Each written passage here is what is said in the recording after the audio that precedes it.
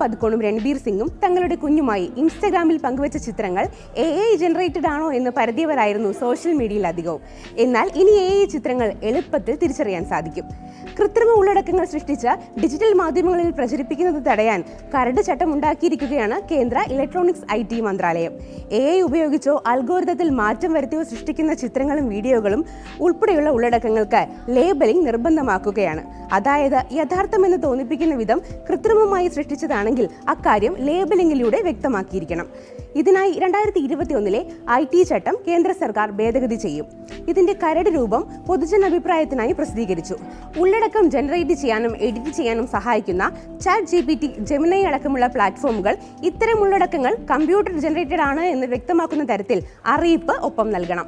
ചിത്രമോ video ആണെങ്കിൽ സ്ക്രീനിന്റെ 10% ഭാഗത്ത് ഇത് സംബന്ധിച്ച അറിയിപ്പുണ്ടാകണം. ഓഡിയോ ഉള്ളടക്കമാണെങ്കിൽ അതിന്റെ തുടക്കത്തിൽ 10% ഭാഗത്ത് അറിയിപ്പുണ്ടാകണം. ഇത്തരം ലേബലുകൾ നീക്കം ചെയ്യുന്നത് നിയമവിരുദ്ധമായിരിക്കും.